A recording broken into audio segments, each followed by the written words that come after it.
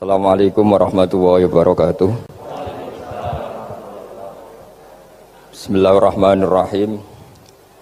Tabarakalladzi nazzalal furqana ala 'abdihi liyakuna lil 'alamin nadhira. Allahumma shalli wa sallim ala habibika Mustafa Muhammadin wa ala alihi wa sahbihi asmain. Amma ba'du. Meneruskan ngaji yang sempat tertunda sudah beberapa kali. Saya memang termasuk orang yang sangat menekuni ilmu seperti yang dikatakan Pak Fathul Wahid lagi, bahwa memang penelitian itu saya berkali-kali bilang tidak harus orang-orang pinter banget sebetulnya, karena perangkat yang disediakan Allah ini juga menyediakan untuk orang-orang bodoh, dan itu hikmah terbesar dari Islam. Jadi Islam ini bisa difahami orang pinter juga oleh orang-orang yang nggak pinter. Saya punya kenangan tentang ilmu astronomi. Kita belajar falak itu jelimet, Pak Fathul Wahid, jelimet sekali. Ketika ada perdebatan misalnya awal Ramadan itu Ahad sama Senin, saya ulang lagi, misalnya Ahad, Minggu sama Senin. Karena kita ini di pesantren kalau bilang Minggu itu kadang dilarang, harus bilang Ahad. Apalagi kiainya Pak Fathul Wahid di Kudus, Kiai Torehan itu fanatik, itu nggak boleh orang bilang Minggu, harus bilang Ahad. Yang lucu itu ada seorang kiai yang sangat fanatik terhadap Islam, itu nggak mau kalendernya ditulis kenaikan wafat Isa Al-Masih, karena keyakinan umat Islam bukan Isa yang wafat tapi Sibeh Isa. Itu di kalender Kudus kan wafatnya dalam kurung Sibeh Isa ya, yang menyerupai Isa. Jadi saking fanatiknya tetap menulis sesuai keyakinan. Saya teruskan. Orang kadang bilang begini, cara orang yang tidak mendalami ilmu. Wong sama-sama kiai, sama-sama ormas Islam kok beda awal Ramadan, sehingga jadi debat Ahad atau Minggu sama Senin. Saya punya mak-mak ya, kalau orang sepuh itu yang dulu ikut buyut saya. Jadi saya ini generasi kelima, itu orang itu muammar, ditakdir umarnya panjang. Itu bilang gini, Gus, sebetulnya untuk tahu kalender yang benar mana itu gampang katanya. Cari tanggal 15, nanti kelihatan siapa yang salah. Ternyata betul, kalau dihitung Ahad, nanti 15-nya misalnya jatuh hari apa, nanti kelihatan. Ternyata pas yang dikatakan 15 versi Ahad itu bulan belum purnama. Purnamanya itu di versi mereka yang tanggal 16. Berarti bener mana? Yang Senin kan? Tapi yang versi Senin ternyata betul pas 15 pas purnama. Artinya apa? Allah menyediakan perangkat untuk menguji Senin apa Ahad dengan cara awam, yaitu nunggu tanggal 15. Artinya gini, kata siapa yang tahu itu hanya orang pinter gitu. Orang awam juga bisa tahu, karena agama ini milik bersama ya, milik orang pinter, milik yang tidak pinter. Sehingga dalam pola-pola Islam, di antara madhab Syadzili, madhab Thariqah Naqsyabandiyah, itu beliau di antara kampanyenya gini, kata Thariqah Naqsyabandiyah, Thariqah kami ini yastawi fistifadatiha ar-rijalu wasibyan. Popularitas Thariqah saya, mudahnya difahami ini, antara orang pinter yang sudah dewasa sama anak-anak kecil ini sama. Kenapa demikian? Kalau dalam filosofi kebenaran itu ada pepatah, fa innal haqqa adharu min syamsi dhahirah. Kebenaran itu lebih jelas ketimbang matahari di siang hari. Sehingga mereka dengan mudahnya mensifati Allah misalnya az-zahir, zat yang begitu jelas. Kenapa Allah begitu jelas? Karena ulama dulu cara, kalau dalam bahasa pondok, mensifati, menstatuskan alam raya ini maujud. Maujud itu ada. Di mana-mana sesuatu yang ada itu ya diciptakan oleh yang ada. Masa Anda ada kok menciptakan yang ada? Sehingga mereka tidak pernah tertarik sama faham komunis, ateis, bahwa alam ini dimulai dari ketiadaan. Pertanyaannya adalah bagaimana sesuatu yang tiada menyebabkan yang ada. Sehingga ulama dulu pinter, sifat wajib itu apa? Wujud. Karena alam raya ini kadung wujud, kadung maujudat, maka Allah harus wujud. Berhubung wujudnya Allah itu wujud penyebab, harus qadim atau harus awal. Masa penyebab datangnya terlambat dulu yang Jadi efek dari penyebab itu. Sehingga mereka dengan gampangnya mensifati Allah Az-Zahir, zat yang begitu jelas. Sehingga Imam Sibawayh ahli nahwu itu juga mengenali Allah lewat teori nahwu. Beliau bilang Allah itu siapa? Allahu a'raful ma'arif, zat yang paling mudah dikenali. Nah sehingga tadi seperti yang dikatakan Pak Rektor, sebetulnya perangkat ilmu seperti tadi menemukan bulan itu diantaranya ditemukan kalau bulan tuh nggak rata itu ya lewat teori gambar, karena sekian jarak punya akibat sekian, punya misalnya kita melihat gunung kelihatannya indah, padahal di situ ya ada lubangnya, ada pohon yang tertebang, ada pemandangan yang nggak indah, tapi gara-gara dilihat dari jauh semuanya indah. Maka disarankan orang yang baru nggak suka istrinya terus melihat dari jauh, tinggal minggat lah kira-kira. Kalau ditinggal minggat 2 bulan itu mesti cinta lagi itu, kan fungsinya baru kelihatan itu. Tapi kalau dekat terus tuh mesti sama neknya lah kira-kira gitu, sama mangkelnya. Sehingga itu juga rahim di agama terkenal ada pepatah zuruhiban tasdad hubban. Jadi ya jangan sering ketemu, nanti kamu gampang cinta. Kalau sering ketemu ya gampang bosen lah kira-kira seperti itu. Nah, kemudian teori-teori awam ini dikembangkan. Yang awam, jadi dulu orang menemukan matahari itu besarnya kayak apa, rembulan besarnya seberapa, itu dilihat setiap kita melihat mobil itu jarak 1 kilo masih kelihatan sekian meter, nanti kalau 2 kilo berkurang sekian senti, kalau 3 kilo berkurang sekian senti, terus dikalikan ya kira-kira seperti itu. Kalau rembulan masih kelihatan segede itu berarti kali sekian pengurangan tadi, terus ditemukan. Makanya kita Pak Fathul Wahid yang di pesantren yang memang serius ngaji, itu di situ ada ilmu falak, itu ditemukan sebelum ada teknologi. Jadi kita tahu gerhana itu lamanya berapa, terus yang kena gerhana sisi mana, terus itu dihitung.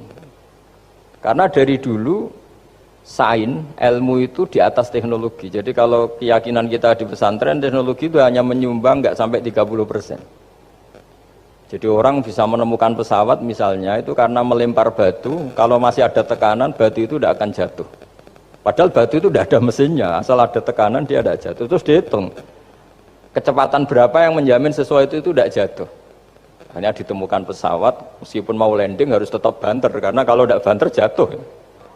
Itu dihitung, artinya dari sains dulu baru ditemukan teknologinya untuk gimana supaya tetap kecepatan sekian itu ketika mau landing. Nggak boleh pesawat direm, kalau direm ya jatuh, karena tadi seperti batu dilempar dia nggak jatuh ya kalau masih ada tekanan. Sehingga instrumen itu ditemukan juga di bab tauhid. Saya punya kitab namanya Hasyiatut Turmusi, dikarang ulama top Indonesia namanya Syekh Mahfud At-Turmusi.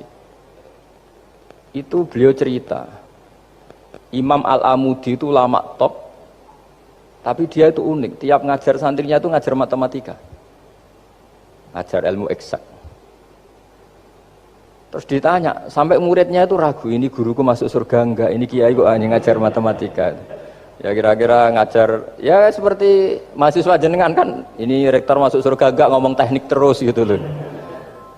Tapi gurunya kayaknya enggak terima, disuudoni santrinya itu enggak terima, karena beliau seorang wali. Murid-muridnya itu bermimpi. Ini penting saya ceritakan, mungkin agak aneh di dunia kampus ya, di bab ini. Kalau dalam teori kita, Pak On itu, mimpi sama nyata, melihat itu otoritatif mimpi. Ini yang agak aneh di ilmu pesantren. Jadi melihat jenengan langsung dengan mimpi itu otoritatif mimpi. Karena mimpi, ru'yal mukmin dijamin oleh Rasulullah sama dengan 46 juz'un minan nubuwah. Jadi persennya itu besar sekali, 46% dari juz'un minan nubuwah, otoritatifnya. Nah tentu tidur yang benar. Logikanya gini, kata-kata kitab-kitab menjelaskan. Orang kalau melihat langsung itu pasti terpengaruhi oleh cinta atau tidak cinta, senang atau tidak senang, sedang butuh apa enggak. Jadi kalau saya sedang butuh dengan Pak Rektor itu melihatnya dengan penuh harapan. Jadi kalau saya sakit mau mati itu senang lihat dokter karena ini harapan, Rektor nggak ngefek gitu kan gitu. Tapi kalau saya politikus ngelihat ketua partai itu lebih respect ketimbang melihat dokter. Jadi gara-gara banyak kepentingan ini melihat tuh nggak pernah jujur gitu, nggak pernah nggak pernah jujur. Jadi kebodohan manusia justru karena melihat itu kalau dalam teori kitab. Makanya kalau dalam teori pesantren itu kebalik, anna sunyamun wa idza matu intabahu. Manusia itu hakikatnya tidur, baru setelah mati bangun. Misalnya kita di dunia nganggap uang itu penting, harta itu penting, jabatan penting. Setelah kita mati ternyata yang paling penting itu hanya sujud. Karena kamu itu kenangan ketemu Allah terbaik itu sujud. Yang kita anggap penting di dunia semuanya tidak penting. Yang kita anggap sepele kayak sholat ternyata itu super penting. Tapi sadar itu nunggu nanti di akhirat. Ya saya ini termasuk syukur yang sadar sebelum sampai akhirat. Jadi termasuk orang yang beruntung lah gitu. Nah, kenapa mimpi itu begitu penting? Karena tadi ketika orang tidur itu off semua, sistem sarafnya, sistem apanya. Yang ada hanya pengendalian Tuhan. Karena dia tidak bisa mengendalikan dirinya sendiri. Apalagi kalau tidurnya benar ya tentu pakai wudhu, terus pakai doa-doa, terus menghadap kayak mayit itulah, standar mayit itu menghadap ke kiblat kayak posisi mayit itu. Sehingga dia ada intervensi pada dirinya sendiri, ya tidak punya keinginan dari dirinya sendiri. Kamu kan nggak bisa ingin, wah tidur ingin ketemu wanita cantik kan tidak bisa nentukan gitu. Akhirnya ya benar-benar hanya milik Allah. Apalagi kalau kita bacanya benar, terus pikirannya benar.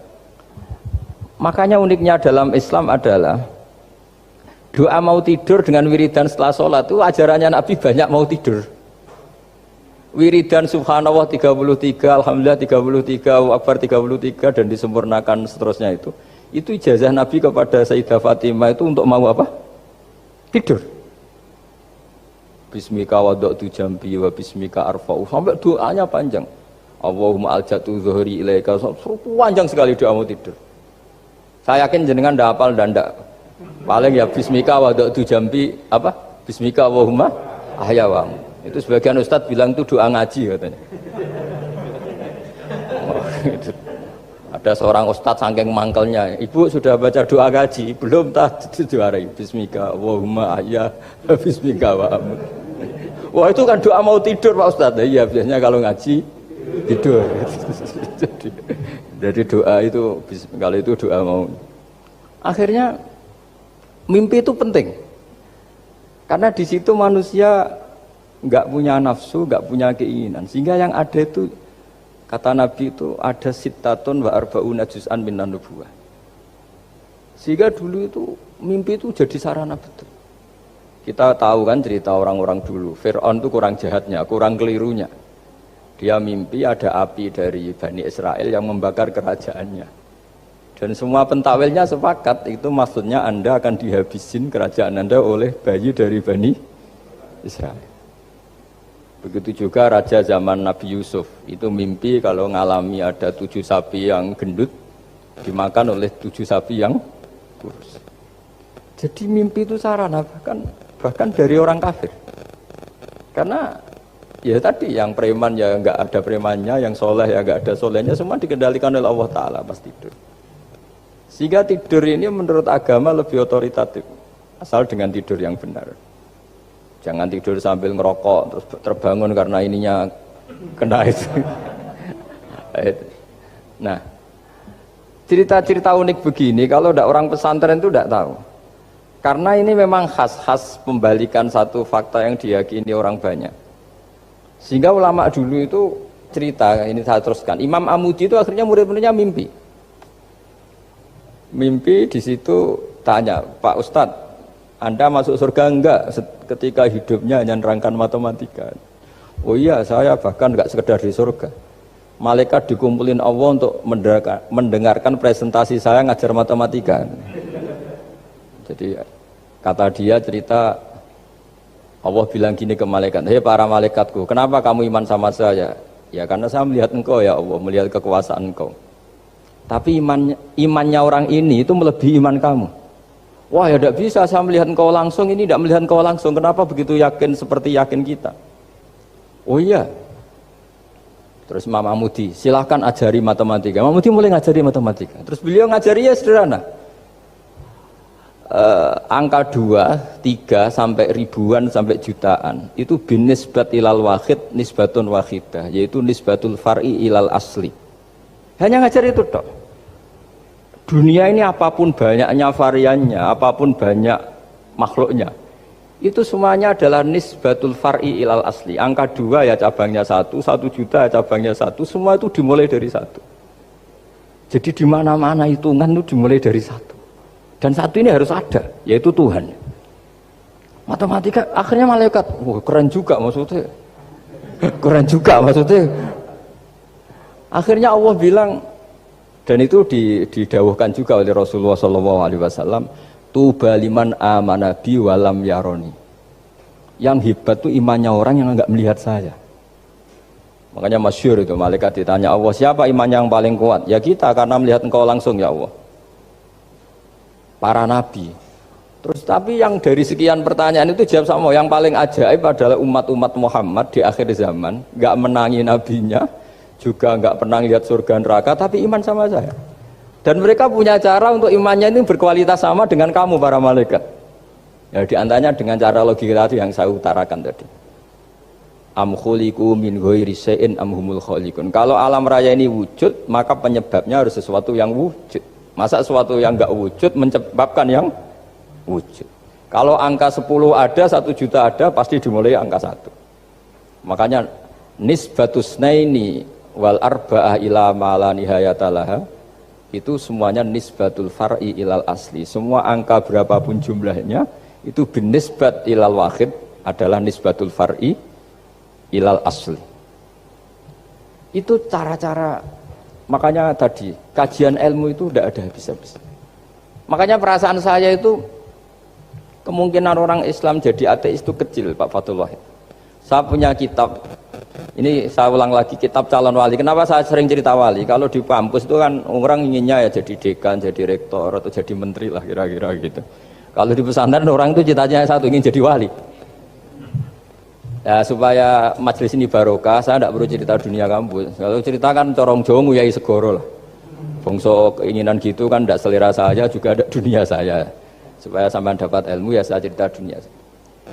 Itu kitab, saya punya kitab calon wali lah kira-kira, atau wali sudah wali top, namanya kitab Tasbitul Fuad, karangannya Sayyid Abdul Haddad. Itu beliau cerita, di antara ceritanya itu unik, kata beliau begini, saya itu tidak khawatir orang Islam jadi murtad, apalagi jadi ateis, karena kalimat la ilaha illallah itu sahlatun qaribah, kalimat yang mudah sekali. Sehingga saya tidak khawatir orang Islam yang ketemu orang ateis, ketemu orang macam-macam, asal diajari kalimat ini secara benar. Terus beliau cerita, yang saya takut tuh mereka masalah perempuan dan harta. Kalau iman kayaknya enggak. Singkat cerita, yaitu di kitab seperti itu. Singkat cerita, saya ketemu banyak orang yang kuliah di McGill atau kuliah di Amerika, di Jerman, mungkin di Norwegia, di mana-mana, di Australia. Dan ketemu teman-teman yang di Korea Selatan juga.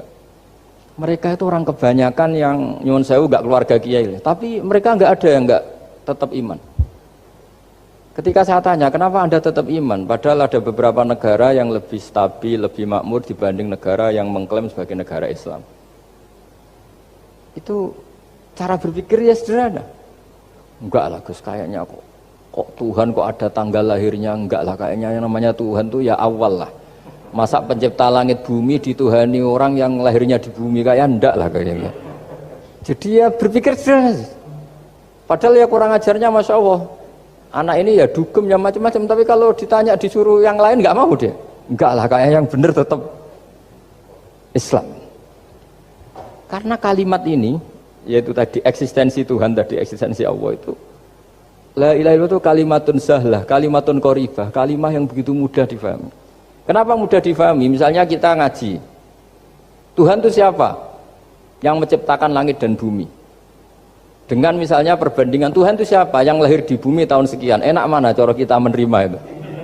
Kan keren yang menciptakan langit dan bumi. Tuhan itu siapa? Yang ada sebelum langit dan bumi. Dengan misalnya Tuhan adalah yang lahir di bumi. Keren mana? Nah, bayangkan kalau kita punya Tuhan Fir'aun. Sudah mati jadi tontonan kan, terus gak keren maksudnya punya Tuhan kok seperti itu. Nah ini yang katanya Syekh Abdul Haddad, kalimat ini sahlatun qaribah. Sehingga kalimat ini pula yang kita dilatih, la ilaha illallah kalimatu haqqin 'alaiha nahya wa 'alaiha namut wa 'alaiha nub'ats atau wa biha nub'atsu insyaallah taala minal aminin. Nah, Saya sebetulnya tadi datang itu tidak ingin menjelaskan ini, tapi tadi kata Pak Fathul Wahid, ilmu itu kalau dikaji tambah hari tambah mudah, karena perangkat untuk menemukan bulan itu misalnya nggak rata itu gampang sekali. Pakai teori pemandangan ya bisa, pakai teori gambar juga bisa. Kalau teori pemandangan tadi, kalau kita bisa melihat mobil 2 meter masih kelihatan 2 meter, itu dengan jarak berapa masih orisinil seperti itu. Tambah jauh, tambah tidak kelihatan, tambah jauh, tambah. Nah ternyata setelah 5 kilo misalnya tidak kelihatan, berarti untuk jumlah 2 meter hilang per 5 kilo. Nah, berarti kalau bulan masih kelihatan segitu, berarti jarak kita dan bulan kira-kira sekian ribu kilo. Itu bisa dihitung, itu tanpa teknologi. Makanya sebetulnya teknologi itu nyumbang itu nggak sampai 30%. Yang paling banyak ya sains tadi, pengetahuan itu yang kayak tadi orang menemukan pesawat. Itu kontribusi terbesar tetap pengetahuan. Misalnya pesawat dari bahan ini kalau kecepatan sekian kena angin pecah enggak, tetap pengetahuan yang menopang itu.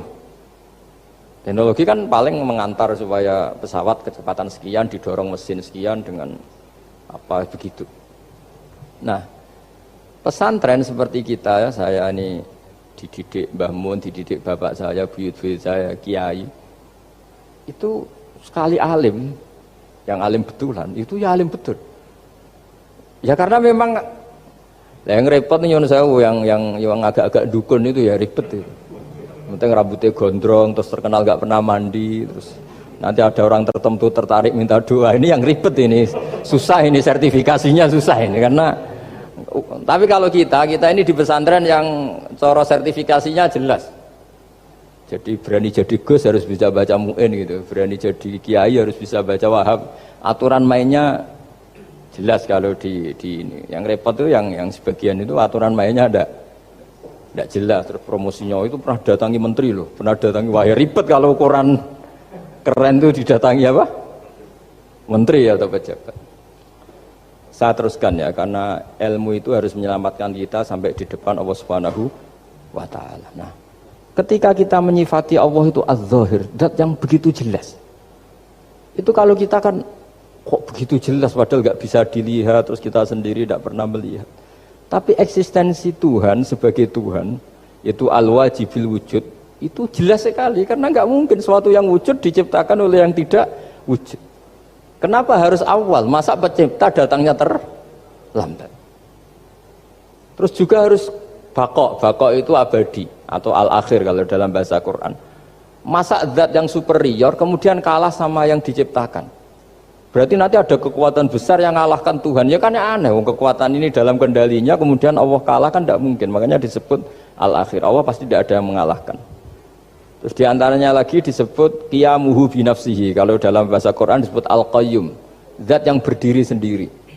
Gak boleh Tuhan butuh yang lain. Kalau butuh yang lain berarti bergantung pada yang lain. Dan nggak usah jadi Tuhan lah kalau masih butuh yang lain. Sehingga karena kekuatan ini, saya ulang lagi, karena kekuatan ini, ketika anak-anak mahasiswa kuliah di Jerman atau di Swiss, di negara-negara yang lebih bahagia ketimbang negara yang mayoritas Muslim, itu mungkin mereka tertarik sama sistem negara itu karena ada jaminan sosial ini. Tapi nggak pernah tertarik sama Tuhannya negara itu, karena dihitung-hitung tadi Tuhannya mesti keren kita gitu. Jadi, ini cerita ke saya Abdul Haddad, kata saya Abdul Haddad, kamu tidak usah khawatir lah umat Islam murtad atau jadi ateis gitu, karena penjelasan tauhid Islam itu begitu jelas. Jadi by design manusia itu pasti nerima tauhid kira-kira gitu. Jadi ini pentingnya adz-dzahir. Jadi Allah itu begitu apa? Jelas.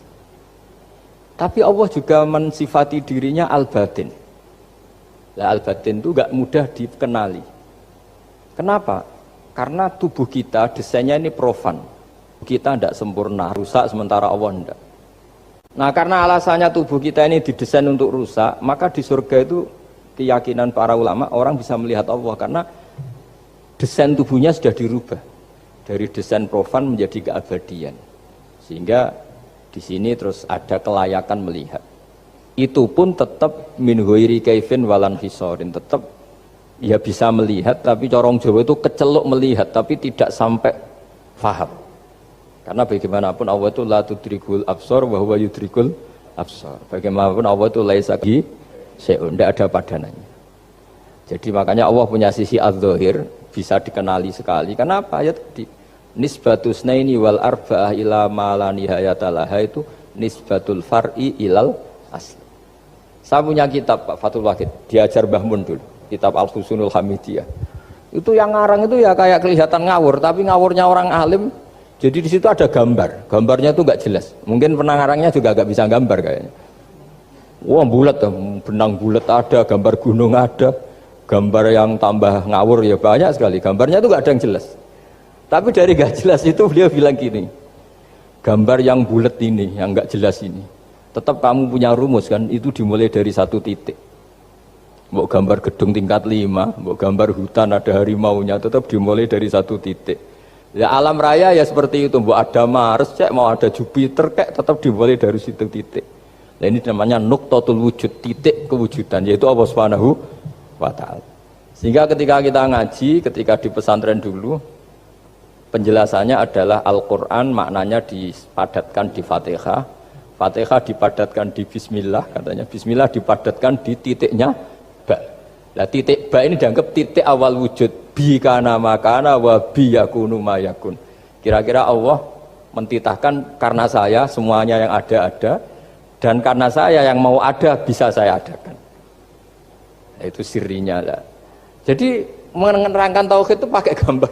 Gambarnya keliru sekali lah kalau dalam orang seni mesti ngeliat gak seni itu. Karena dia agak butuh gambarnya, butuh mau menjelaskan buat dunia sebanyak ini, buat alam raya sebanyak ini tetap dimulai dari satu titik. Nah, sehingga di sini ada tauhid qul huwallahu ahad, Allahus samad, seterusnya. Nah saya mohon lewat penjelasan ini ya, baik orang yang ahli teknik maupun ahli medis, ahli apa saja, tolong latihlah memberi penjelasan yang mudah sehingga agama ini mudah dicerna. Sehingga kalau ini dijelaskan cara mudah, beragama itu jadi gampang. Makanya ciri utama agamanya orang-orang baik itu satu, man radiya billahi robba. Radiya itu seneng banget. Kenapa senang banget? Karena memang agama ini nyaman, indah. Jadi datang dengan kebenaran yang mudah dicerna. Coba kalau agama ini datang dengan cara misalnya gini, kamu harus menuhankan ini. Dan kita tahu itu lahirnya di bumi. Kan ada yang ganjel. Kok Tuhan sama buminya dulu, buminya ini gimana ini? Kan pusing. Bu Anda profesor nggak bisa jawab itu. Tapi kalau Tuhan itu adalah yang ada sebelum langit dan bumi kan, ya iyalah masa Tuhan terlambat datangnya kan, terus enak gitu loh menerimanya itu.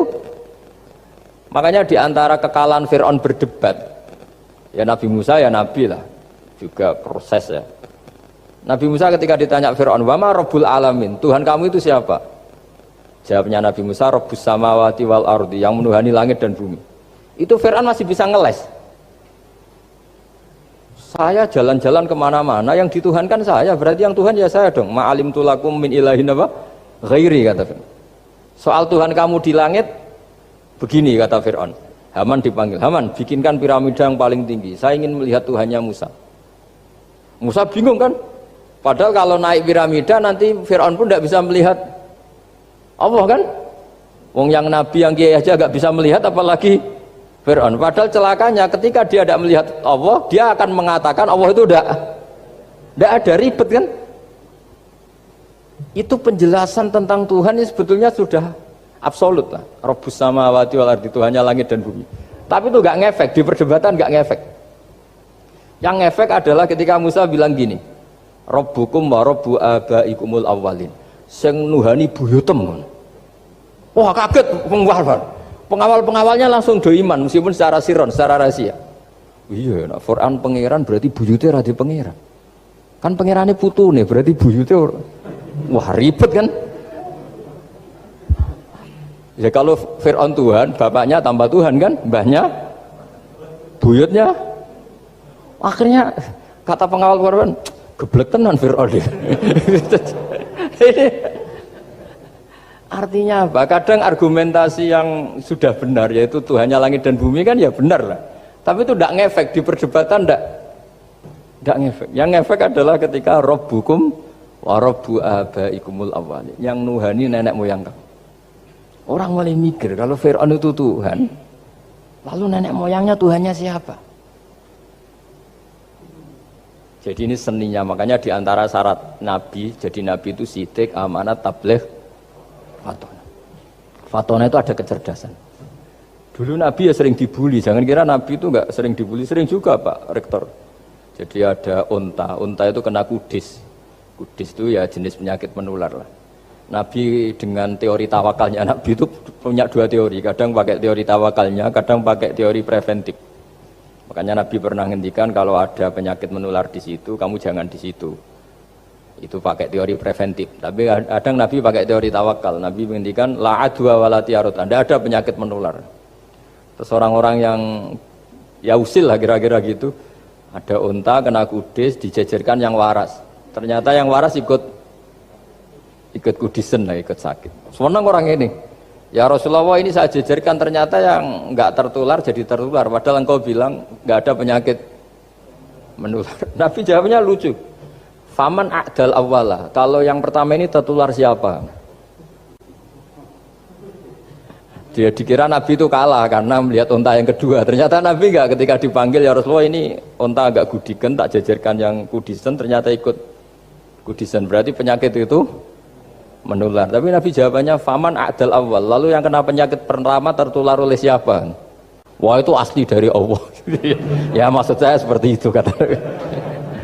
Nah itu yang dikatakan fatona. Jadi Nabi itu harus punya sifat apa? Fatona. Karena dengan kecerdasan itu Nabi bisa berargumentasi. Kayak tadi, ketika Fir'aun dikatakan Allah yang menuhani langit dan bumi, Fir'aun masih mengklaim dia Tuhan. Karena di mana-mana dia dituhankan. Tapi ketika diingatkan bahwa kamu anak seorang manusia, punya bapak, punya kakek, punya buyut, punya canggah kalau bahasa Jawa. Lalu kalau kamu yang Tuhan, dan Tuhan dimulai Anda, lalu mbah-mbah kamu Tuhannya siapa? Gak bisa jawab kan? Akhirnya banyak punggawa yang saat itu iman. Jadi iman itu bisa menghunjam kepada siapa saja termasuk yang orang-orang topnya Fir'aun. Sehingga ketika Fir'aun rapat Musa harus dibunuh besok, tangkap besok. Sebagian mereka itu membocorkan informasi itu. Datang ke Musa, tadi malam kita ikut rapat, keputusannya Anda dibunuh, maka larilah kamu. Itu barokahnya iman. Artinya ya karena logika Musa lebih masuk akal, ya mereka lebih percaya sama Musa. Tapi gara-gara profesi ya tetap kerja, lainnya yang mulai ribet dunia. Ya mulai ribet. Ya mulai ribet. Jadi makanya kamu jangan tanya kaifa hukmul mukmin sing yukhfi imanahu, bagaimana hukumnya orang mukmin yang menyembunyikan imannya demi aman. Ya tidak usah kamu jawab. Kalau kamu jawab boleh ini kok kayak pecundang. Kalau kamu jawab haram, pernah terjadi itu. Wa qala rajulun mu'minum min ali fir'auna yaktumu imana. Ya, ini khazanah ya. Jadi saya mohon mengkaji Islam itu harus dengan sisi-sisi yang bisa difahami orang pinter juga orang bodoh. Kata Imam Ghazali banyak itu. Karena hadatin itu harus difahami orang pinter juga orang bodoh. Terus contoh yang paling populer tentu sering saya utarakan masalah iddah. Iddahnya orang terceraikan itu 3 kali masa suci. Kalau menurut Abu Hanifah 3 kali masa haid. Orang pinter tahulah kalau perempuan sedang haid, menstruasi pasti sedang tidak hamil. Sehingga kalau dia sudah haid 3 kali ada kepastian tidak hamil. Kalau tidak hamil artinya apa? Nggak ada sperma dari zaut awal, suami pertama yang jadi anak dia. Padahal tujuan iddah adalah nanti kalau di hubungan suami istri sama suami kedua jelas anaknya suami kedua. Tapi kalau andaikan tidak ada iddah kan malam hubungan suami istri, pagi bentrok cerai, terus kawin, kumpul suami istri lagi, terus nanti anaknya itu anaknya siapa? Kan nggak jelas. Kalau sampean bisa klaim lewat DNA, DNA juga mungkin secara ilmu objektif Pak Rektor. Masalahnya juga bisa disuap kan? Saya sering dibantah orang-orang itu. Wah Gus DNA itu otoritatif karena gini-gini nggak mungkin, bohong kamu. Ya DNA-nya nggak bohong, pegawainya bisa disuap kan? Kayak nggak tahu manusia apa nggak tahu Indonesia, nggak tahu terus. Itu yang sensitif itu, yang mulai wilayah sensitif itu. Kayak tahu manusia apa kayak nggak tahu Indonesia? Manusia aja ya sudah. Berarti Anda sangat nasionalis. Jadi ribet kan? Maka dianjurkan ada iddah. Dengan iddah selesai berarti benar-benar Perempuan ini bara'atur rahmi, rahimnya steril dari unsur mani zaut awal. Dan kalau 3 kali masa suci itu artinya apa? Kira-kira 3 bulan. Kira-kira ya. Wal mutallaqatu yatarabbasna bi anfusina salah satu apa? Huru. Pertanyaannya kalau 3 bulan, andai kan tidak pakai teori ilmiah, menstruasi itu sudah teori ilmiah. Ada yang tanya ke saya, Gus kenapa harus sampai 3 kali, padahal menstruasi pertama pasti sudah ada hamil. Saya jawab, menstruasi pertama itu namanya keluar darah. Nggak ada jaminan kalau itu haid, bisa saja keluar darah karena kaget, karena kecelakaan, karena apa. Sehingga kalau misalnya perempuan diceraikan, Gus saya sudah haid. Yang jamin kalau itu haid siapa? Maksudnya keluar darah dengan makna tidak hamil. Bisa saja keluar darah kali ini faktor kaget ya, atau faktor kecelakaan. Tapi kalau sampai 3 bulan karena per bulan haid sekali, itu meskipun haidnya keliru, haid keliru itu misalnya sebetulnya itu enggak darah haid tapi darah penyakit istiqatoh, kan tetap kelihatan. Masa 3 bulan enggak bleeding joro Jawa? Kan mesti bentuknya tubuh sudah berubah. Artinya kata ulama-ulama, agama ini enggak bisa hanya mengacu ilmu. Kalau mengacu ilmu haid sekali sudah cukup. Tapi kenapa harus 3 kali? Karena 3 kali orang awam tahu semua kalau itu sedang hamil atau tidak hamil. 3 bulan dari dicerai kan kelihatan kalau hamil ya bentuk tubuhnya sudah rubah, kalau enggak. Intinya agama ini harus agama yang mudah difahami orang pinter, juga difahami orang yang tidak pinter. Kayak tadi bulan tadi, saya juga gak ngira kalau orang goblok jadi pinter itu.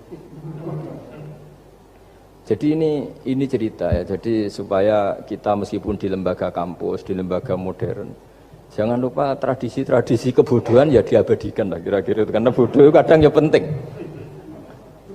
Makanya kalau cerita di dunia wali itu kacau. Anda boleh gak nerima cerita ini, tapi Anda harus percaya kalau kekuasaan Allah itu tidak terbatas. Kenapa orang Madura begitu mencintai kiai? Sebetulnya niatnya ya agak-agak baik, tapi ya baik, nggak baik tapi baik. Ada santri itu Madura, dia saking percaya sama kiai itu ya khidmah, bikin teh, masakan kiai, mijitin kiai, pokoknya waktunya diberikan semua untuk kiai. Dan dia nggak pernah ikut ujian, apalagi ujian kelulusan disertasi dokter nggak pernah dia. Kalau sekolah nggak pernah ikut ujian. Sudah ya saya ridho jadi orang bodoh, sementing ikut jenengan. Suatu saat orang ini mati, kiainya tuh pusing, waduh mati. Ini di dalam alam mimpi itu, kamu boleh gak percaya, nggak wajib percaya memang. Ini kan ada akidah, jadi tidak wajib percaya. Ditanya sama malaikat, Marabbuka, Tuhan kamu siapa? Jawabannya lucu, malaikat kamu itu gimana? Di mana-mana tanya sama orang pinter, orang bodoh kok kamu tanya? Pusing kan malaikatnya. Di mana-mana namanya tanya, itu ya sama orang pinter, masa orang bodoh ditanya? Yang bener aja kamu. Makanya bodoh ini ya senjata, makanya ini kita kalau pintar ya alhamdulillah, kalau bodoh ya alhamdulillah. Karena bodoh itu penting.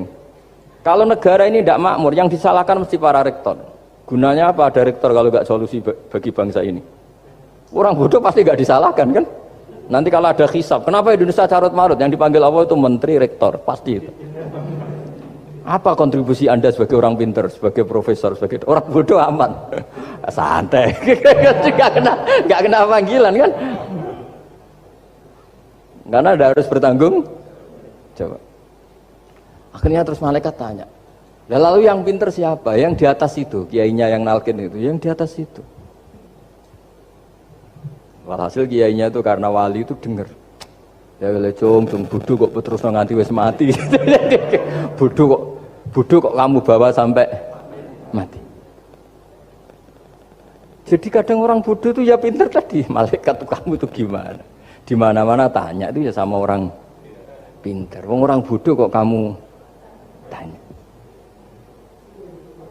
Ya, ribet kan kalau sudah ketemu seperti itu. Lah Nabi juga sering ngalami dialek sama orang bodoh. Kadang Nabi yang ngalah, kadang logikanya orang bodoh itu lebih gampang. Itu ada orang pencari dop itu semacam kayak biawak ya. Tapi tidak biawak, kayak semacam biawak. Itu ketemu Nabi, kamu tahu kalau saya ini Rasulullah? Tidak tahu ya. Ya kamu harus iman kalau saya ini Rasulullah. hatta yu'mina laka hadzal dhab. Ya kalau hewan ini iman sama kamu ya saya iman. Ribet kan ukurannya itu. Waduh, untung Nabi betul. Terus Nabi tanya, "Dok, kamu tahu kalau saya Rasulullah?" Terus Dobnya saat itu bisa bicara, "Asyhadu annaka Rasulullah." Terus baru iman. Imannya tanya, "Kenapa kamu iman sama Rasulullah?" Hewan aja tahu kalau dia Nabi, apalagi manusia. Sehingga di masyhur itu di acara-acara kita kalau wadhabbu wal ghazalah yasyadani laka bir risalah, itu wadhabbu wal ghazalah yasyadani laka bir risalah. Sehingga nah, kekeliruan kita, saya sering ngomong di mana-mana, matur di mana-mana. Masyarakat Indonesia mayoritasnya tetap yang nggak pinter. Orang Islam mayoritas yang nggak pinter. Lalu orang nggak pinter ini diabaikan sehingga mereka tidak jadi energi yang luar biasa untuk mengawal Islam, untuk mengawal Indonesia. Itu keliru menurut saya. Menurut saya orang-orang yang nggak pinter pun tuh punya nurani. Zaman kita dijajah Belanda, itu tidak semua orang rektor, tidak semua orang profesor, tidak semua orang kiai, tidak semua orang alim. Mereka orang-orang yang nggak terpelajar, tapi tetap tahu caranya melawan apa? Belanda, melawan penjajah. Karena tadi manusia ini diciptakan itu sudah punya pengetahuan. Seperti mukaddimah dibaca Pak Rektor, Iqra wa rabbukal akram alladzi 'allama bil qalam 'allamal insana ma lam ya'lam. Jadi bawaan manusia itu akan tahu untuk sesuatu yang perlu diketahui meskipun dia orang bodoh. Saya ulang lagi, meskipun mereka orang apa? Orang bodoh. Nah, di sini ini Islam datang yastawi fistifadatiha fistifadati syariah ar-rijalu wasibyan, bahwa ukuran kebenaran itu adalah siapapun mudah tahu. Bahwa angka 2, angka 3, angka 5 itu adalah far'ul wahid, cabang dari angka 1. Fal aslu huwal wahid, yang asli adalah angka 1. Dan 1 ini harus 1. 0, itu ditemukan untuk setelah ada angka 1, jangan keliru kamu. Tanpa ada angka 1 tidak ada 0, 0, ada gunanya kalau ada 01. Misalnya ada orang bilang, tapi kan ada 0,5, tetap saja harus ada angka 1, nggak bisa. Kamu bayangkan 0,5 kan karena ada 1. Artinya apa? Kamu bilang separuh dari 1. Tapi itu pun karena sudah ditemukan aljabar. Makanya kalau dalam matematika Arab, mungkin di sini banyak orang eksak. Kalau matematika Arab itu mudah sekali, Pak. Orang Arab itu nggak mau bilang 2,5. Misalnya zakatnya tijarah itu 2,5. Itu kan kalau kita zaman SD kan garap porogapit. Itu orang Arab nggak mau. Saya pernah cepet-cepetan garap matematika, yang ahli matematika sama saya itu cepet saya. Karena saya pakai matematika bodoh. Justru itu gampang. Kalau orang Arab cara berpikir gini, kalau bilang 2,5 itu rubu'ul usur. Apa? Rubu'ul usur. Dari rubu'ul usur gini, 1/4 dari 1/10. Jadi misalnya 100 1/10-nya berapa? 10. Setelah 10 1/4-nya berapa? 2,5. Jadi bertahap, rubu'ul usur. Sehingga misalnya gitu, 1 juta kan angkanya nolnya kan 6. Kalau kamu porogapit 2,5 kan kuweselan kayak porogapit. Kalau orang Arab gampang, 1 juta 1/10-nya berapa? 100. 1/4-nya 25. Berarti 2,5-nya 1 juta 25.000. Orang Arab bilangnya rubu'ul usur. 1/4 dari 1/10. Jadi di 1/10-kan dulu baru di 1/4. Jadi lebih cepat. Sampai pakarnya tanya, "Gus kok bisa gini?" Wah, aku anak kiai ngawur ya. Saya ini makanya banyak orang pesantren itu pintar matematika. Sebetulnya matematika yang model ya sebenarnya kayak agak model bodoh itu. Tapi itu gampang, orang awam gampang. Kalau kita kan enggak, misalnya zakatnya zuru, zakatnya tanaman tuh 1/10 atau 1/20. Kalau orang Arab enggak mau 1/10 atau 1/20. Berarti kalau 100 ton atau 100 pintal berarti berapa? 10 atau 5 kan? 1/10-nya 100 berapa? 10. Kalau 1/20-nya 5. Kalau hitung-hitungan di fikih zakat orang modern kan 1/10 atau 1/20. Kalau orang Arab nggak mau bilang gitu. Zakatnya zuru itu al-usyur 1/10. Berarti per 100 ton misalnya 10. Atau nisful usyur, separuh dari 1/10. Jadi nggak mau bilang 1/20. usur atau nisful usur? Gampang mana coba? Ya kan, usurnya kan 10. Kalau nisful usur 5 atau 1/20. Daripada gawe porogapit, wah seruat. Jadi kita ini yang kelihatan goblok matematikanya ya pinter juga gitu. Meskipun ya tetap goblok karena ada nekuni gitu. Sehingga di pondok itu ya dulu diajarkan faraid, falak itu ya gampang sekali karena memang hitungan Arab gitu. Kalau bilang 2/3 itu sulusani apa? Jadi 6. 2/3-nya 6 berapa? 6 sulusnya berapa? Sepertiganya 2. Nah, sepertiga itu sepertiga 2 kali. Berarti berapa? 4. Ya, 6 itu 2/3-nya kan? Pokoknya bahasa Arabnya sulusan. Kalau orang terjemahnya berapa? Kalau orang 2 kali sepertiga, Pak. 2/3. Sulusan itu 2/3. Nah, itu kalau orang Arab bilang enggak 2/3, sulusani. Sepertiga 2 kali. Jadi 6 di sepertiga dulu 2. Nah 2 itu 2 kali. Berarti berapa? 4. Jadi itu. Nah Quran itu ya kira-kira gitu. Jadi kelihatannya goblok, tapi itu pinter itu. Yang porogabit kelihatannya pinter, tapi tidak pinter. Ukuran orang pinter yang mempermudah yang sulit. Jangan mempersulit yang mudah kan itu. Makanya saya bilang ini yang pinter yang mana itu. Nah, saya kembali lagi ke tadi. Jadi agama ini datang dengan sebegitu mudah. Sampai matematika yang katanya sulit, itu matematika Islam itu mudah sekali. Karena tadi, misalnya kalau 1 miliar zakatnya 2,5% berapa? Kan pusing kan? Tapi kalau kamu pakai teori rubul usur 1 miliar, usurnya 100 juta. Seperempatnya 25 juta. Berarti per 1 miliar. Gampang mana coba sama ngomong itu. Nanti ada yang nyeleduk gampang kalkulator Gus. Ya ribet lagi kan kalau kalkulatornya pas hilang. Atau pas dipakai anaknya belajar daring ribet kan HP-nya. Jadi ini cerita ya. Jadi seperti yang dikatakan Pak Rekor tadi sebetulnya ciri utama ilmuwan atau ulama atau profesor atau doktor itu usahakanlah yang mudah itu, yang sulit itu menjadi apa?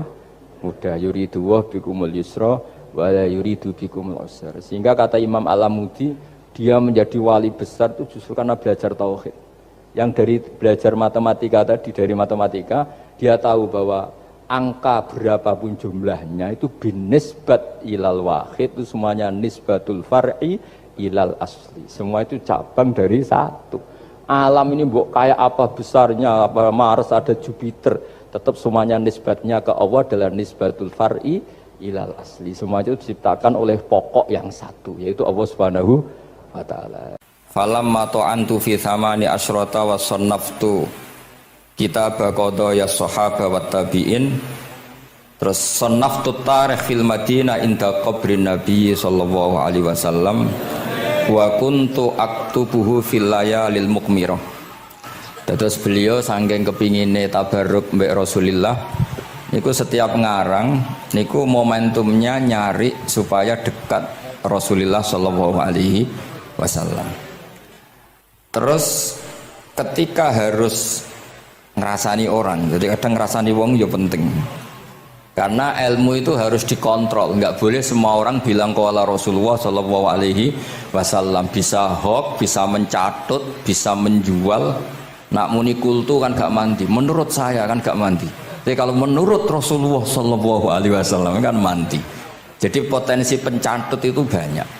Sehingga dibutuhkan koreksi dalam ilmu hadis, disebut al-jarhu wa ta'dil, disebut al-jarhu wa ta'dil. Harus ada kualifikasi rawi. Nah, kualifikasi rawi itu dilihat dari siapa? Beliau harus mengkonfirmasi mbek tanggane, mbek kancane.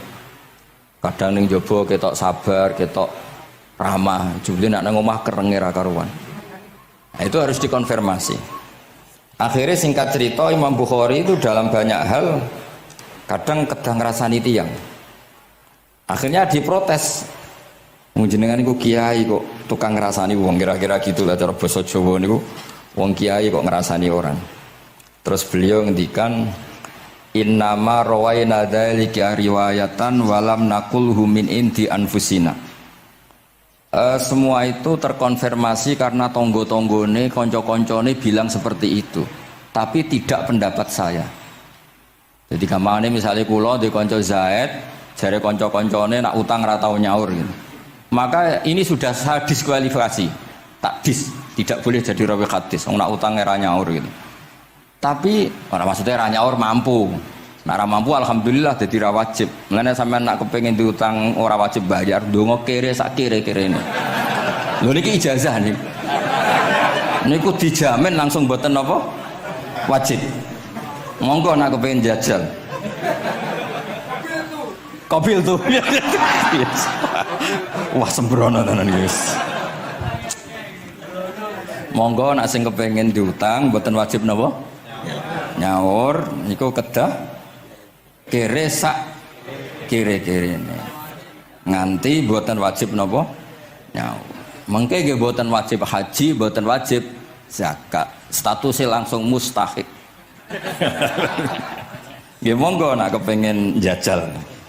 Nak kepengin jajal. Nggih kula terusaken nggih. Dados orang dulu itu biasa ngerasani tiang ndak cocok, tapi kalau ketemu itu ya hormat. Karena ngerasani ini bentuk loyalitas sama ahadits Rasulillah supaya tidak diriwayatkan dari orang-orang yang tidak adil. Inna hadzal ilma dinun fangzuru amman ta'khuduna dinakum. Tapi dia secara pribadi nggak ada masalah karena setiap orang selain Nabi tentu punya salah, nggak masalah. Kita hormat orang yang punya utang nggak bisa nyaur nggak masalah. Tapi ya aja dadi rawi hadis untuk tukang bodoni.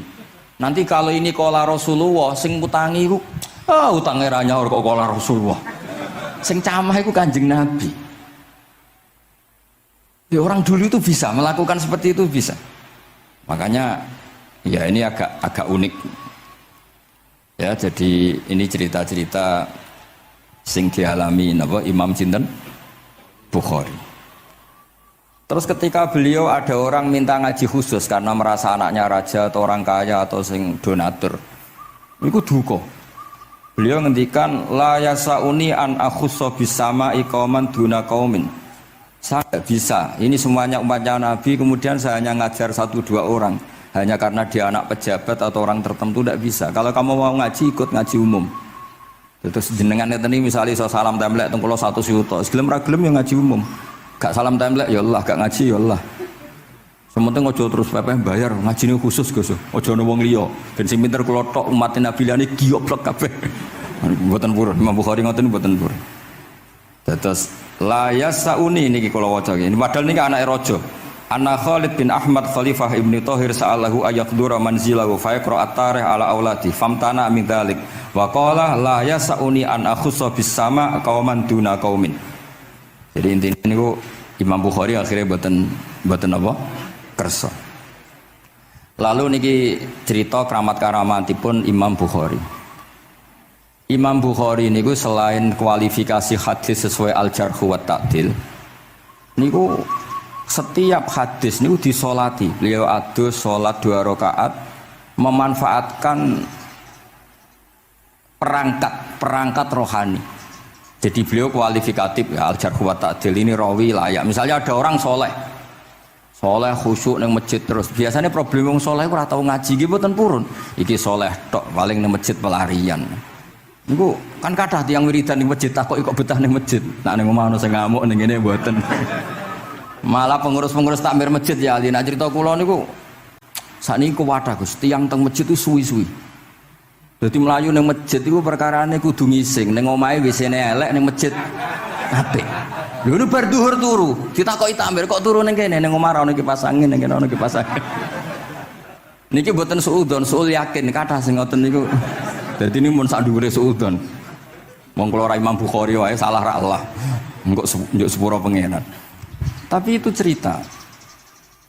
Makanya Imam Bukhari ngendikan ana wong adil tapi ora tak jaluki riwayat. Mergo tidak diketahui dia yujalisu ahlal ilm sami dengan madzhabnya Imam Malik.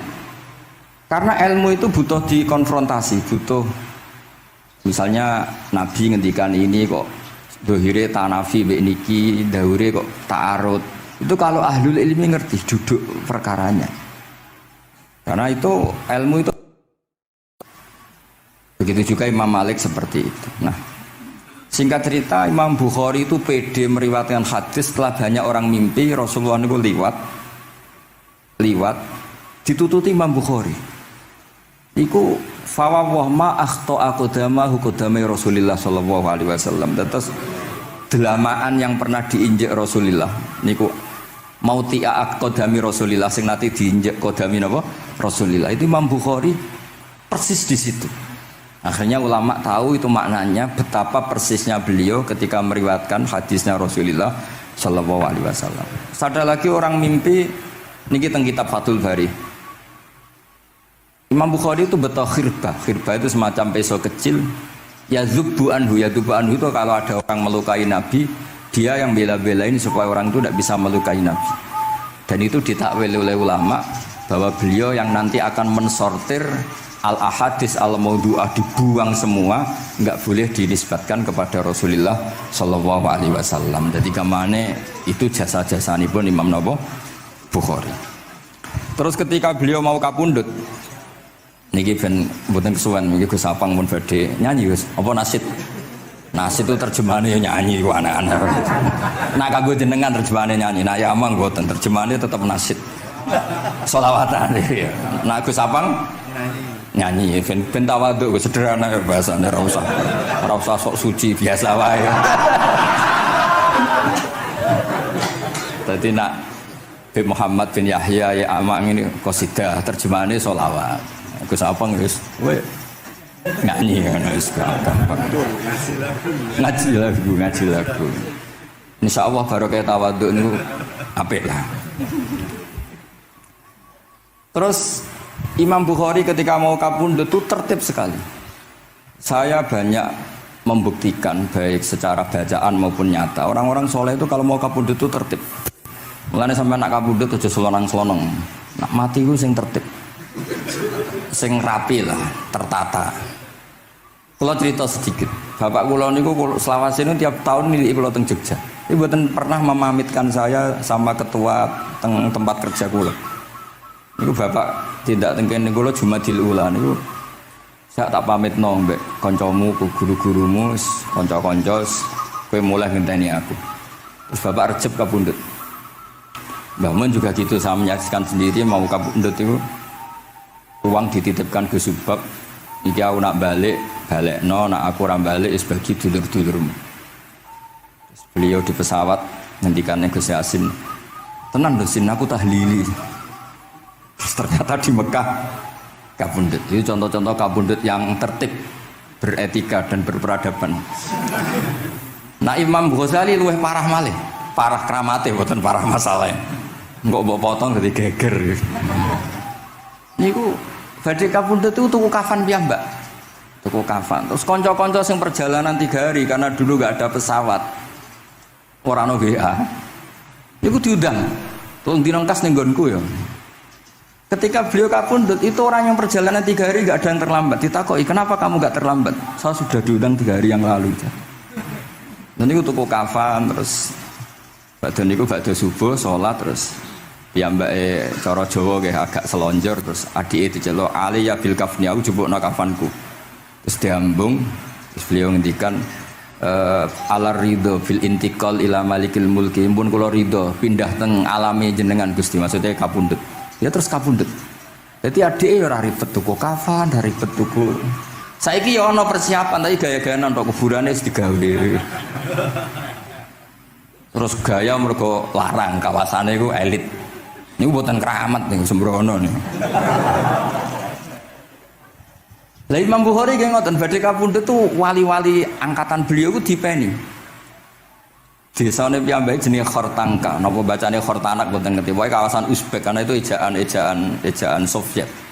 Sauni-unimu lho waca Khortangka, cek Khortanak, cek opo ngono lho. Sing maca yang penting aja waca demaan karena tulisannya kok sik.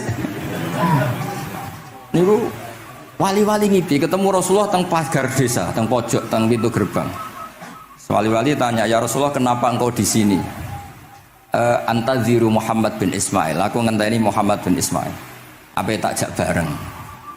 Terus wali-wali ini tangi krungu kabar Imam Bukhari kabundut. Nama beliau kan Muhammad bin Ismail. Jadi akhirnya wali-wali ngerti. Jadi ya badhe kabundut itu ditunggu nih Rasulullah sallallahu alaihi wasallam. Kula waca nggih, tak waca Arabe. Engko nak boten paham nggih muni amin amin nggih semuanya. Boten santai mawon sampean. Kula niki mumpung dadi wong saleh mergo nderekaken kersane Habib Bidin. Ya kadang saleh kadang ora, nek ora saleh ya istighfar wis gampang. Urusan mbek pangeran niku gampang. Ribet urusan mbek manusa. Wis njuk sepuro iku cek kadang gremeng ya. Tapi ora usah kaget ya apike manusa kalah apik mbek pangeran. Pangeran Ghafur kok manusa kok Ghafur ketoke ya ora lah biasa wae ngoten. Gampang urusan mbek pangeran ya. Ya cara kaidah fikih kan ngoten. Haqqullah mabniun alal musamaha. Urusan mbek pangeran niku gampang. Urusan mbek manusa ruwet ya. Sing dawuhe ahli niku. Niku fakta apa pengalaman ya? Pengalaman apa fakta? Pengalaman. Ini kanca kula oleh ahli ahli al-Habsyi. Nggih boten enten perkembangan mulai mbek kula ya ora jelas sih. Nggih kula waca ya. Akhbarana Muhammad bin Makki sami'tu Abdul Wahid bin Adam at-Tawasis yaqul ra'aitun nabiyya sallallahu alaihi wasallam fin naumi wa ma'ahu jama'atun min ashabi wa waqifun fi maudhi'in fasallamtu alaihi faradda alayhi salam faqultu ma wuqufuka huna ya Rasul qol antaziru Muhammad bin Ismail falamma kana ba'da ayamin balaghani mautuh fanadhartu fa idzan huwa qad mata fis sa'ah allati ra'aitu fiha an-nabiyya sallallahu alaihi wasallam. Monggo nggih nak badhe kapundhut sing tertib nggih. Habib Ali bin Utsman kabari Habib Bidin ya Ali Al-Habsyi ya Muhammad kondo-kondo sik dadi saged takziah nggih. Dadi niki mboten niki ditiru nggih monggo, mboten nggih sae kersane mboten nyaingi Imam Bukhari. Mana kula kadang salah iku ya istighfar, tapi kadang-kadang ya biasa. Nah aku bener terus ora koyo Imam Bukhari, dadi ben salah sithik-sithik, ora ben salah ya tetep salah, yang penting gelem istighfar, gelem nak menawa iku dadi tawadhuke kita semua. Tapi yang jelas niku kula suwun kitab ini kitab barokah karena para habaib, para wali semuanya pakai kitab napa? Bukhari. Wau sing didhawaken teng dongane Habib Abu Bakar Segaf Kutub Gresik bahwa ya Allah kita mendengar hadis-hadis yang diriwayatkan Imam Bukhari dan semuanya mengarahkan kita tambah mahabbah kita li taatika untuk taat kepada jenengan. Saya beri contoh satu betapa hebatnya Rasulullah SAW untuk menjaga kenyamanan kita dengan Allah Ta'ala. Misalnya Sayyidul Istighfar yang tadi baru dibaca. Saya berkali-kali bilang wong khusuk-khusuk sing berlebihan. Nah istighfar nuwangis kaya-kaya nasi pendekne mau dosa tok. Sale bar delok wong wedok ning pertelon nuwangis ora barbar. Oke itu bagus karena eling maksiate. Tapi seakan-akan sifati Allah yang ngasih dia maksiat dan hubungannya dengan Allah hanya ditakdir maksiat. Padahal Allah tadi ngasih dia sholat subuh, ngasih dia sholat duhur, ketemu habaib hormat, ketemu kiai hormat. Reputasi Allah yang baik ini enggak dihitung. Si dihitung salah ini. Sehingga terus dia akhirnya sumpah, nak keterusan itu akhirnya rondo, sama aja terus nol guys pokoknya. Tapi kalau Nabi ngajari kita tidak seperti itu. Sayyidul Istighfar di antara kata-katanya tetap Abu ulaka bi ni'matika alayya. Gusti apapun kula niki makili kita loh ya, tidak makili Kanjeng Nabi. Tentu kalimat itu dari Rasulullah. Tapi anggap saja yang baca kita. Ini penting dalam ilmu hadis. Ya Allah apapun salah saya wau kula teng terminal teng napa delok itu oke niku salah Gusti. Tapi kula ditakdir gak nganti zina. Kanggo wong biasa-biasa ngene iki ora nganti zina iku top. Tapi aja terus delok terus iki cerita wae. Dadi delok istighfar tapi ra nganti zina alhamdulillah. Bar delok tok ya istighfar tapi ra takok nomere iku alhamdulillah. Ora moto terus dikeloni ning kamar. Alhamdulillah. Artinya ada sisi nikmat lah. Wong rai pas-pasan wae kok saleh ngono kan top ya. Ora top delok top ra nganti teruse gitu. Dan Quran membenarkan model ngono iku, maksudnya membenarkan dimaklumi. Dimaklumi iku artinya yo kelas-kelas ngono iku ayate intastanibu Kaba'ira ma tunhauna anhu nukafir angkum sayiatikum. Yus kelasnya lagi ngono. Tapi maksud saya, kowe kudu eling sisi abu ulaka bi ni'matika alayya. Ya Allah kula delok kok ora zina ya ora takok nomor. Alhamdulillah Gusti jenengan tesih ngreksa kula. Tapi kok terus wa abu bi dzambi, tapi lha apa Gusti kula delok bareng nggih sepuro Gusti. Jadi artinya betapa Rasulullah itu ketika mengajari kita istighfar itu juga bersamaan dengan itu ikrar bahwa nikmat Allah aktsar wa aktsar, bahwa sisi nikmat Allah itu jauh lebih besar. Makanya di Quran itu tidak ada hanya perintah istighfar, fasabbih bihamdi rabbika wastaghfiru, tetap ada bihamdi rabbik. Apapun kita ini masih masya Allah. Nah, barokahnya hadis-hadis seperti itu belum hadis solusi. Rasulullah mboten nate dosa, tapi selalu ngasih solusi wong dosa. Wa atbi'is sayyi'atal hasanata tampuha. Berarti bar delok wedok wayu sawangane kok dosa, golek rondo sing welek tuwek kei dhuwit. Mbah, wau kula badhe maksiat niki kafaroe. Engko amen didongakno kaya corona. Muga-muga panjang apa? Artinya itu mboten niki mboten, mungkin nak kula salah ben dikoreksi Habib Pak Ali. Tapi Bapak mun terlambat dadi sungkan mesti. Jadi niki cerita dari mulane ikrare Habib Abu Bakar Segaf, dawuh-dawuh Nabi itu menginspirasi kita. Belum masalah adamul kunuti wal ya'si. Semua orang Islam seluruh dunia itu enggak ada yang putus asa. Meskipun ahlul ma'asi, ahlul kabair. Barokai hadis riwayat syafaati Rasulullah sallallahu alaihi wasallam. Coba kalau kita tidak dengar hadis syafaat, wong sing tahu dosa langsung fatalistik, sing tahu salah tahu fatalistik, sak donya iku ora ono sing wani iman. Perkarane kabeh gadah salah.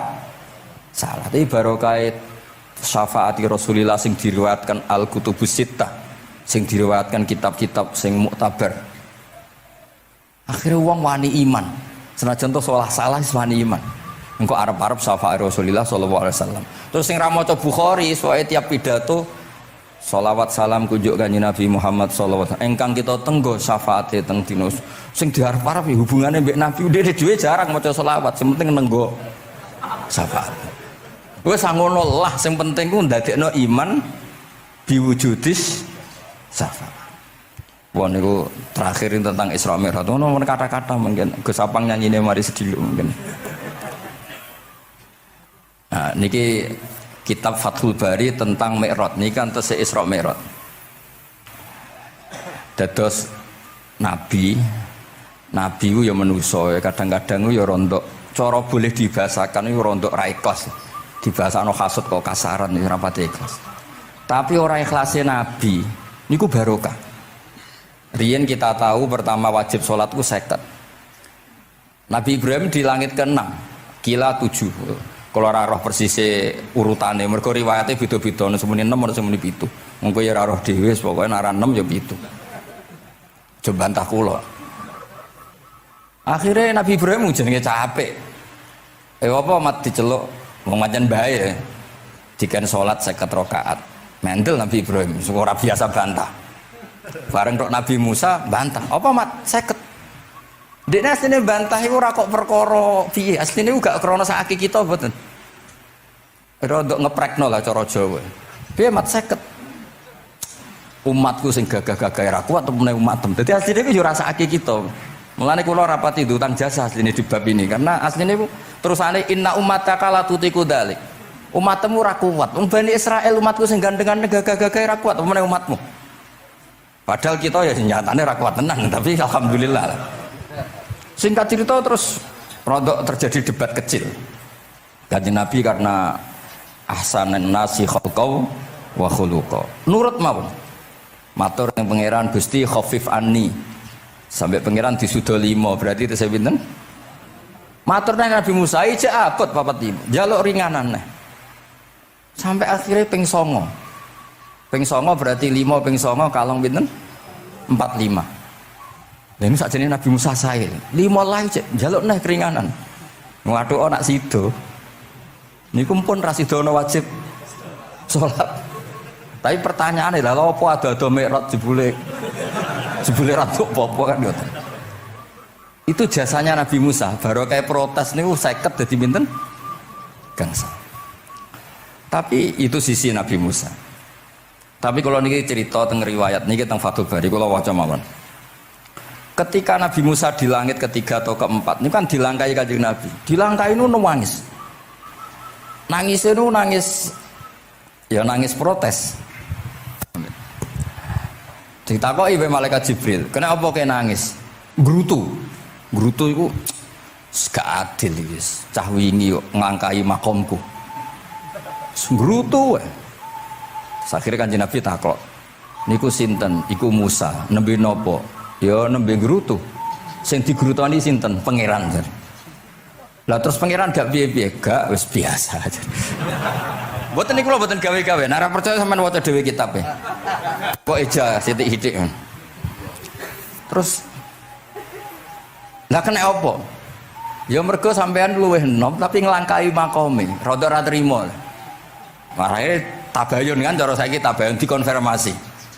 Kula waca mau narape, mungkin nek sing ra ngandel nggih ben ngandel, nek sing ra ngandel nggih ben ya ben goblok wong tak wacana kok ora ngandel.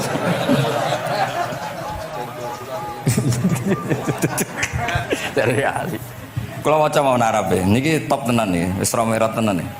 Teng kitab kula halaman 613 juz 7. Jadi sampean saged ngecek malih. Misalnya beda halaman nggih. Apa ya? Bab ya, babnya ya di bab. Bismillahirrahmanirrahim. Niki jelas sampean jarang maca iki. Apa ora tahu ya? Jarang ora tahu parah deh. Parah gak nate. Niki kanca kula mulai alit niki teng sarang. Jadi kula niku ndek kanca Habib Zen, kanca-kanca mulai alit. Alhamdulillah nganti tuwa ora ana perkembangan ya tetep kanca maksudnya ku.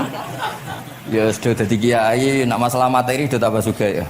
Umat ya tambah akeh, tapi hubungan akrabe tetep sepawancet. Engger ketemu wis pikirane ngopi, rokok. Nah, kula sono perkembangan ya gak rokok ya termasuk. Tapi kalau cara fatwane Mbah Nafek salah. Rokok cara kowe apa, Hak? Misale ki darani haram, kowe sing salah. Ning dinggon barang haram dobong. Aduh, kelar. Mboten nate menang. Ini seksine niki. Nah, kula debat mbek Mbah Nafek. Lah iya rokok iku haram, mulane dobong. Kowe nek ndirokok sitok terus mbok yakini haram, rak berarti jek ana terus barang haram. Tapi nek tak rokok kan tak ilangi. Berarti aku ngilangi haram. Mbah atau menang bejene. Ya, Mbah Nafek.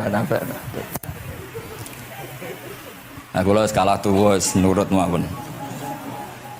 Ini alhamdulillah niki majelis kula seneng sangat ditunggoni para habaib saged nderekaken kersane Habibiddin. Kula nggih ora ngrasa paling bener wong dikongkon mawon. Tapi kelirune insyaallah ora nganti 1%, 0,0 sekian persen pantes-pantes iku. Ya kudu ngono. Kula waos nggih. Bismillahirrahmanirrahim. Ketika Nabi Musa ya kesalib Nabi Muhammad SAW niku nangis. Terus lam azunna ahadan yurfa'u alayya. Saya itu tidak pernah mengira ada orang diangkat meninggi saya. Gak terima. Terus mergo napa? Yas'umu banu Israil anni akramu 'ala Allah. Umatku wis kadung yakin nek saya ini yang terbaik kok dilangkai wong ku piye. Kaya kula misale sedarani wong alim alamah terus jebule keliru kalah mbek amang kan yo isin. Dari burung amang putune Nabi mboten isin kula nek kalah mboten isin. Wis mboten yakin mboten isin. Abe isin kalah ya ora apa-apa. Tapi ini kan jaga imet kan. Misalnya kula tengkeling terus ali terus wong ndek kanca ya bidin ini cerita lucu tenan ini kisah nyata. Jenenge Kiai Izzuddin Buntet itu top-tope kiai di era itu. Dia santri niku tiang Cirebon asli Jakarta.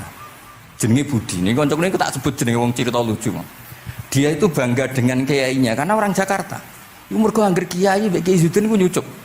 Bangga nek mergo kiyaine ra ono sing ngalahno. Kabeh kiai sak kawasan kono iku nyucuk. Suatu saat ana pengajian ngaturi Mbah Mun ya Mbah Maimun Zubair. Kiai Izzuddin nanti mondok sarang. Bareng wonten Mbah Mun Kiai Izzuddin nyucuk. Niku bocah niku teng tingkat 2. Aduh Kiai ku keok. Gak terima.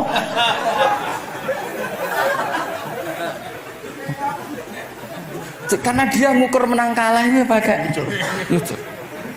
Mulane kula tak biasakno nak mbek wong sepuh nyucuk, mbek ben tawaduk. Semoga kuwatirku nak ono wis ben santriku lah aduh Gus Baki aku wis akeh kelah, sementing tawaduk. Lho akhirnya cah niki niku badhe niku pamit wae mondok teng sarang. Karena dia tidak ingin punya kiai yang nyucuk. Oleh muni aduh kiaiku keok. Niku kiai itu diceritani guyu ra barbar. Yus, dia aku kalah. Lah iki Nabi Musa iku ya nabi ya manusa. Bareng Nabi Muhammad ngelangkai makome, ya Allah lam adzunna ana ahadan yurfa'u alayya. Mbok sampean maca yurfa'u mbok yarfa'u wis boleh. Sauni-unimu lah. Sementing aja yurafi'u aja yarfa'u. Sauni-unimu lah. Enake apa? Diangkat sak dhuwurku apa? Apa ya sampean nak maca milah apa ya? Bebas ya. Apa ya nama maca? Yurfa'u. Yurfa'u. Wedi nek mergo ngarepe wong akeh mergo. Sakake kula maksudnya nak.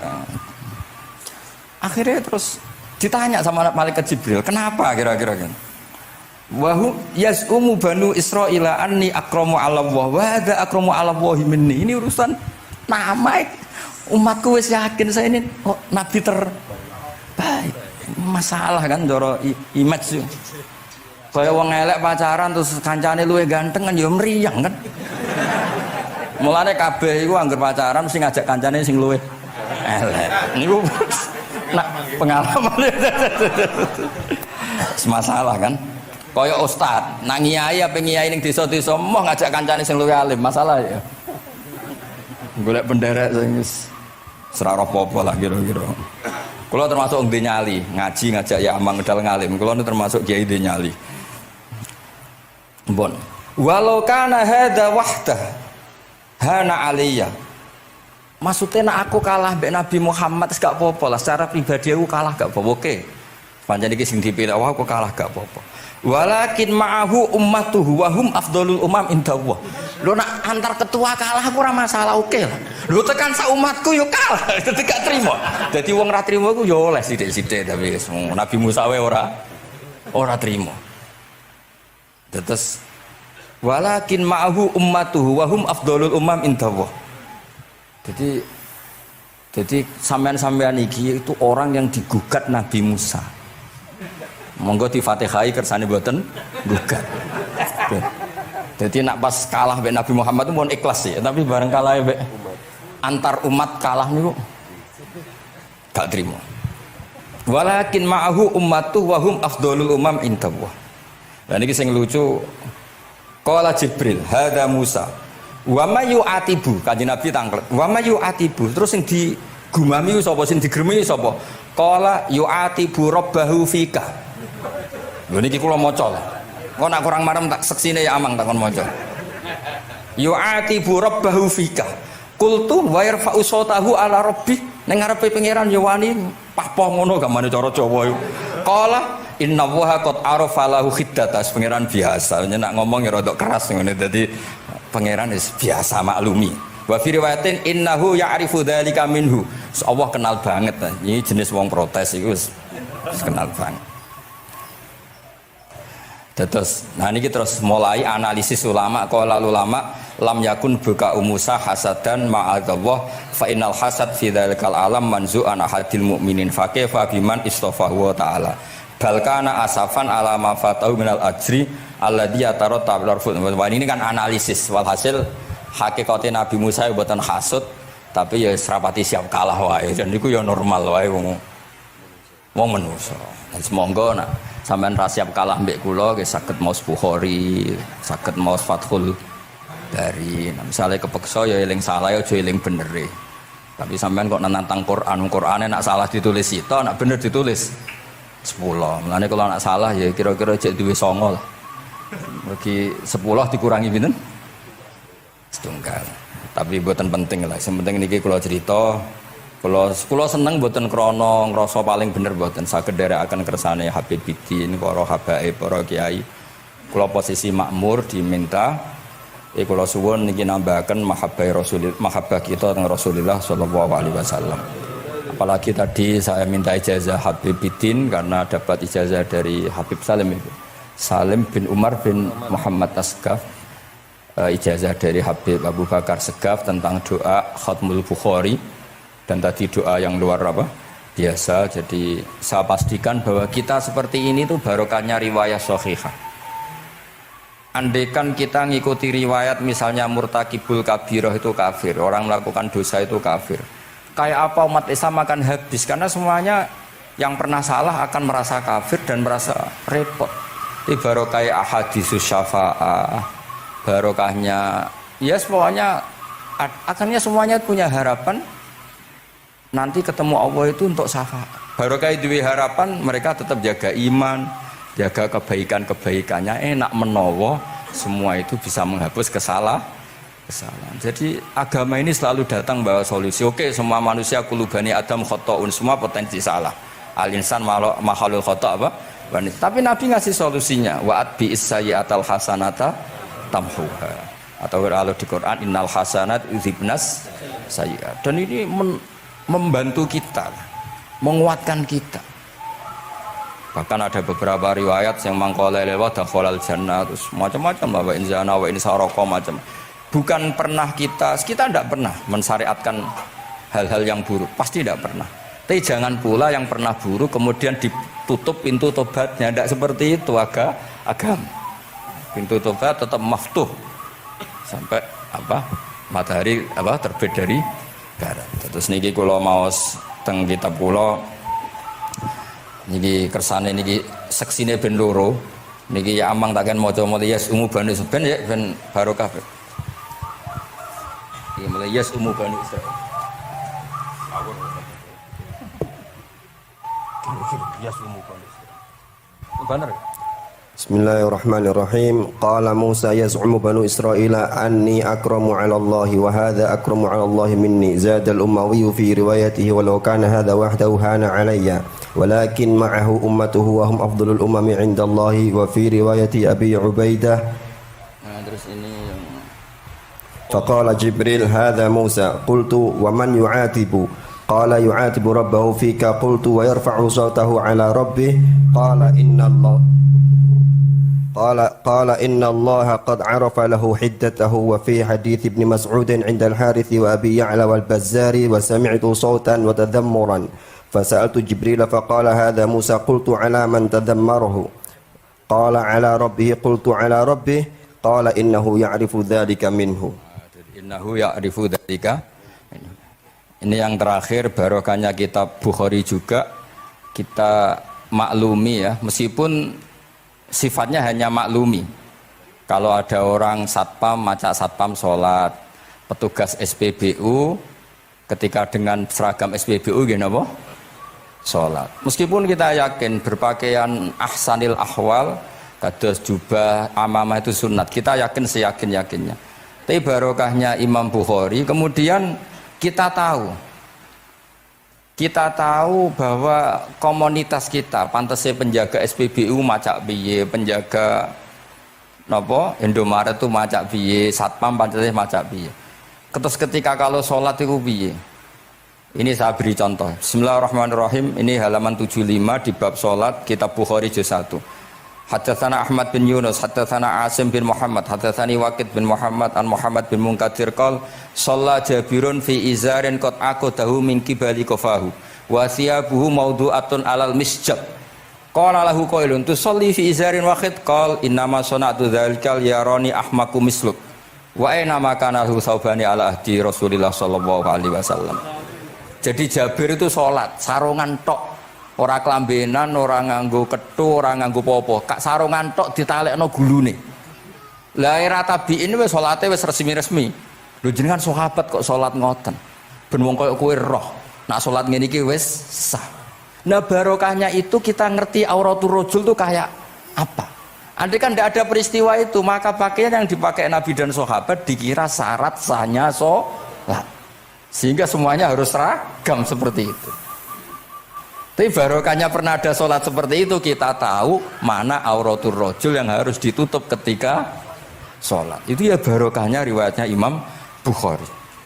Terus beliau meriwayatkan qalat Ummu Hani iltahafan Nabi sallallahu alaihi wasallam bisaubin wa khalafa baina tarafaihi ala atikaihi.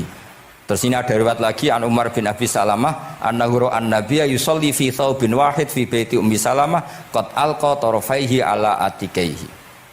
Oke, jadi kita sepakat sholat yang baik pakai ahsanis siap, pakai formal, tapi tetap ada standar siapapun boleh sholat dengan pakaian yang asal nutupi aurat. Barokahnya ada riwayat seperti itu.